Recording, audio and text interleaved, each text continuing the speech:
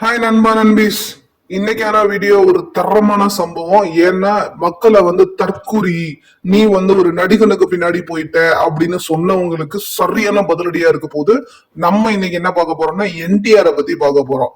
என்டிஆர் மக்களால கடவுளா பார்க்கப்பட்டவரு. அவரு ஏன் அவரு ஒரு நடிகர் தான், அவரு எந்த ஒரு எக்ஸ்பீரியன்ஸும் இல்லாம வந்தவர் தான். அது என்னன்னு பார்க்க போறோம், வாங்க பார்க்கலாம்.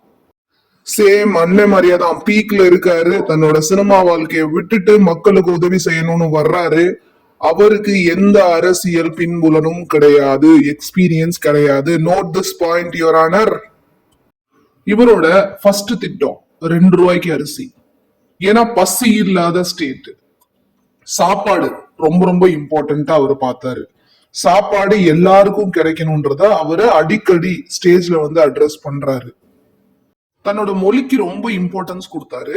சமூக முன்னேற்றத்திற்கு தன்னோட மொழி ஒரு உந்துகோலா இருக்கும். அதே மாதிரி மக்கள் தன் அடையாளம் காட்டிக்கிறதுக்கு அது ரொம்ப ரொம்ப முக்கியம்னு யோசிச்சாரு. மக்களுக்கும் இவருக்குமான நெருக்கம் ரொம்ப ஜாஸ்தி. அதனால என்ன பண்ணாரு அப்படின்னு பாத்தீங்கன்னா, மக்களுக்கிட்ட நேரடியா போய் அவங்களோட குறைகளை கேட்டு அதை சரி பண்ணாரு.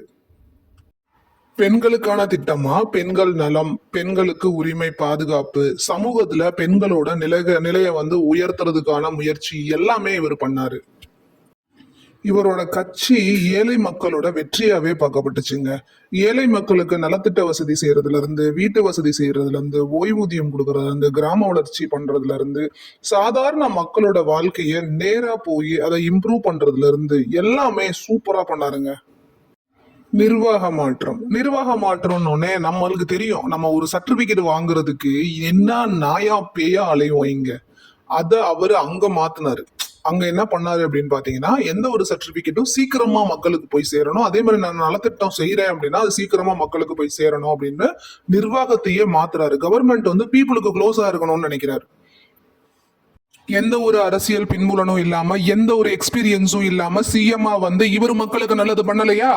மக்கள் இவரை தேர்ந்தெடுத்ததுனாலதான் இது நடந்துச்சு. உங்களை மாதிரியே பேசிக்கிட்டு இருந்தா இதுவரையும் இந்த மாதிரி ஒரு மனுஷன் உருவாயிருக்கவும் மாட்டாரு. நம்ம இவரை பத்தி பேசியிருக்கவும் மாட்டோம். தயவு செஞ்சு ஒரு வாய்ப்பு புதுசா வர்றவங்களுக்கு கொடுங்க. 75 வருஷமா ஒருத்தர் கொடுத்தீங்க, 50 வருஷமா ஒருத்தர் கொடுத்தீங்க.